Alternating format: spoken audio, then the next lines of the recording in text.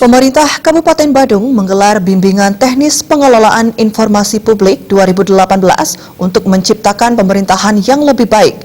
Kegiatan berlangsung selama 4 hari, sekaligus sebagai bentuk wujud dukungan terhadap pemberlakuan Undang-Undang tentang Keterbukaan Informasi Publik.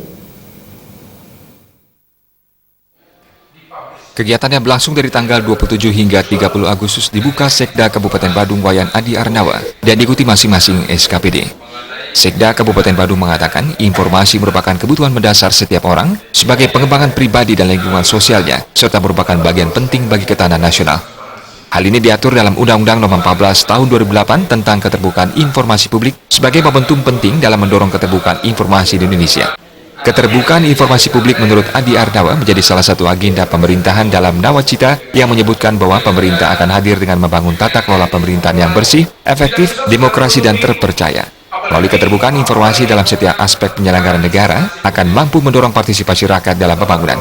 Pemerintah Kabupaten Badung sendiri telah merancang sistem ini sehingga nanti SDM yang ada lebih berkualitas. Yang hadir, yang mewakili masing-masing kepala daerah pada bagian ini saya banggakan.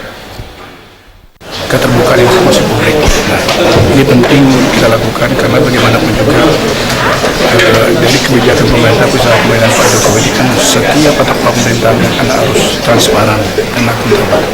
Nah, oleh karena itulah maka pemerintah Kabupaten Badung menyambut baik hal ini melalui apa? Melalui bintek yang akan dilaksanakan hari ini.